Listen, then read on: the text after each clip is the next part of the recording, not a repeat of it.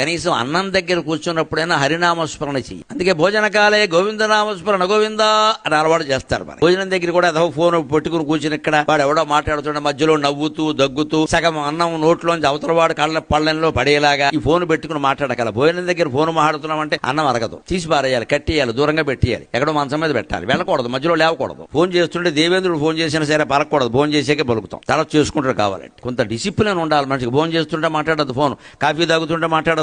నిద్రపోయే సమయం దానికి కూడా సమయం ఉండాలి. 10ంటికి పడుకోవాలంటే 10ంటికి. లేవడానికి అలారం కాదమ్మా, పడుకోవడానికి కూడా అలారం ఉండాలి. అప్పుడే బాగుంటుంది జీవితం. లేవడానికి కాదు, పడుకోవడానికి కూడా అలారం ఉండాలి. 10ంటికి పడుకోవాలంటే 9:10కి దాని ఏర్పాట్లు చేసుకోవాలి. పడుకునే ముందు కొన్ని ఉంటాయి కదా, ఏవో సర్దుకోవడాలు సర్ది అలా కూర్చుని ఫోన్లన్నీ మాట్లాడాక 10:30కి లేచి 11ంటికి పడుకుని నిద్ర పట్టక పొద్దున్న లేవడం మానేసి 7ంటికి లేచి సంధ్యావందనం సహా పూజ సహా దీపం సహా సమస్తం మానేస్తే జీవితం ఎందుకు బాగుంటుందండి? ఏ నియమం లేదు, నిష్ట లేదు. నియమం లేని వాడికి నిష్ట ఉంటుందా? నిష్ట కావాలంటే నియమం ఉండాలి.